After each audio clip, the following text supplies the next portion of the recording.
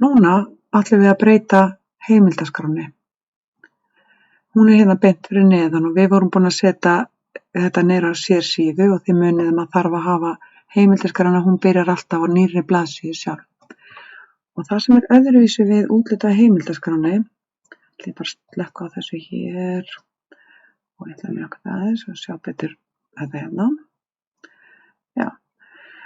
Það sem aðeins öðruvísi við heimildaskrána heldur en hitt, þetta þið munið að það var meginmál indriðið var með fyrstu línunni indriðinni og allar hinar voru hérna frammi og meginmál var allar línuna hérna frammi, en heimildaskráin með þriðju útgáfuna. Það var að fyrsta línan sem hérna fremri, en allar aðra línur sem koma, þær eru indregnar. Þess vegna þurfum við núna að velja þessa fyrstu línu hérna og setja hana í rétt útlit. Það gerum við ekki með því að ýta á stílsnið, heldur förum við á nýjan stað. Við erum að vera hérna í home og þið sjáu hérna paragrafs. Nú förum við örina hér hjá paragrafskaflanum og smelli á hana. Þá komum við hérna inn á okkur frumskóg og kannski erfitt að átta sig á því hvað hér í gangi, en við ætlum að fara hér í special hérna í first line. Það stendur sjáðu 1,27. Þetta þýðir að fyrsta línan hérna í málsgreininni, hún 1,27 cm frá spásíðunni. En við ætlum að breyta þessu í 0. Og svo þurfum við að smella hérna einhvers staðar annars staðar. Það smá hérna, leiðindi sem stundum koma, ef maður vandar sig ekki við þetta. Maður þarf að smella hérna til að festa þetta 0 inni. Síðan þarf maður að fara hérna í örina. Stundum getur þetta verið non, það hefur þið þurft að velja first line, en núna að því að það var valið, þá veljum við núna hanging. Hanging þýðir indráttur eða aðra línur en fyrsta lína, réttara sagt. Og við ætlum að breyta því í sömu tölu og var í first line sem 1,27. Gæti verið ykkur aðra tölur í ykkur öðrum skjölum en í þessu skjali 1,27.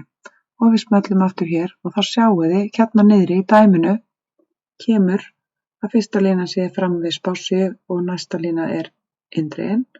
Og ef þetta lítið þannig út hjá okkur, þá lítið það OK. Og þá breytist þetta í rétta útlitið. Og núna ætlum við að búa til nýtt stílsnið fyrir þetta, þannig að við pössum að hafa þetta áfram valið. Förum í stílsniðin hérna munið í litlu vörunni og hérna niðri förum við í New Style. Og eina sem við þurfum að gera, því þetta kemur rétt út hér, að breyta þessu í heimildaskrá. Breyta nafninu á stílsniðin í heimildaskrá og segja OK.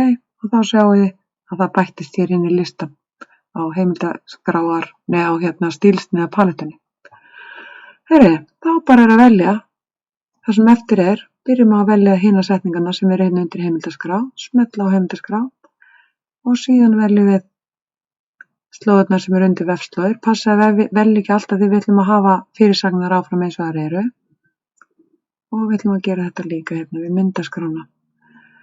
Nú þurfum við að passa upp á eitt, að því að í heimildaskrám þá ekki neinn svona, maður ýtir aldrei á hérna línubil.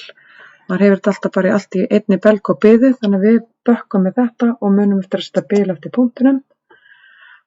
Og þá þetta orðið eins og það á að vera fyrir utan eitt.